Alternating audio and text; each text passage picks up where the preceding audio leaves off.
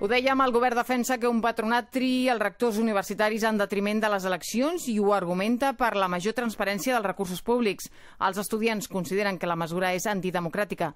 Anna Martínez. El patronat substituiria els actuals consells de govern i consells socials i estaria format per 15 membres escollits a parts iguals per un senat universitari, el Parlament i els mateixos patrons. Una alternativa que, segons el secretari d'Universitats, Antoni Castellà, democratitzaria el procés d'elecció. Sí, seria eliminar el sufragi intern.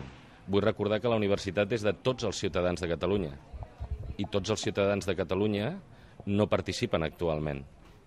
Si hi hagués una part del patronat escollit, per exemple, pel Parlament de Catalunya, podríem interpretar que és bastant més democràtic perquè estan participant tots els ciutadans de Catalunya. La rectora de la Universitat de Girona, Anna Maria Geli, es mostra d'acord en la democratització del sistema i que es rendeixin comptes amb el Parlament, però insisteix, la comunitat universitària ha de participar en el procés d'elecció dels mandataris. Han estat declaracions a Ràdio 4. Aquest sistema que planteja el secretari general és un sistema que, jo diria, centra molt l'atenció amb la participació de la societat, i ell diu del Parlament, cosa que jo respecto moltíssim, però torno a insistir que també crec que el sistema universitari, la comunitat universitària, i aquí són tots, estudiants, professorat i pas, han de tenir veu a l'hora de decidir el rector. També a Ràdio 4 n'ha parlat Maria, portaveu del Sindicat d'Estudiants dels Països Catalans, que ha anat més enllà i ha qualificat de molt greu que es puguin suprimir els processos electorals. Ara que s'eliminin aquestes eleccions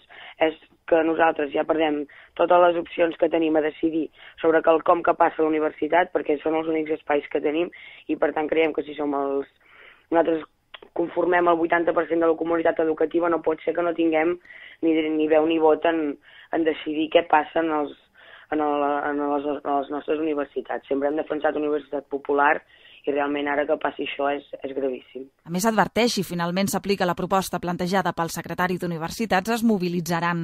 Amb tot, caldrà esperar a veure la valoració que fa Madrid, ja que la decisió final no dependrà de la Generalitat, sinó del Ministeri d'Educació.